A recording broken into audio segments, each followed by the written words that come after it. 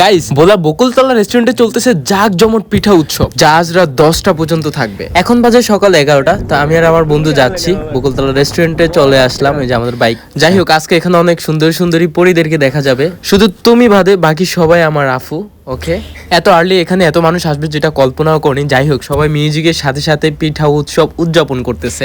Restaurant হিসাবে এত বড় একটা ইভেন্ট অনুষ্ঠান করবে যেটা কখনো কল্পনাও করি নাই। ভোলার মেয়েরা আজকে প্রমাণ করবে আত্মীয় আপ্যায়নের কাজে তারা অনেকটাই পারদর্শী। চলেন দেখে আসি তারা কি কি সুন্দর সুন্দর পিঠা বানাইতে পারে। ওয়াও, কত সুন্দর রকমের পিঠা বানায় রাখছে, কখনো কল্পনাও করি নাই। এই স্টলের নামটা হচ্ছে পদ্মা বকুল পিঠানি।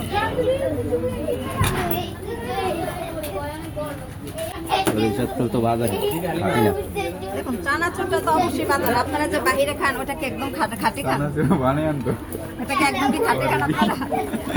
এত ধরনের পিঠা যেগুলো আমি নামও জানি নাই, কখনো দেখিও নাই, খাইও নাই। যাই হোক, আপনারা হয়তো চিনেন, অনেকেই চিনেন, অনেকেই চিনেন না। তো দেখেন, সবাই দেখে নেন, আমি কিন্তু নাম জানি না। তোমাদের সকলের কাছে আমার একটা কোশ্চেন, যে পিঠা উৎসবে ছেলেদের থেকেও কেন মেয়েরা বেশি আসে?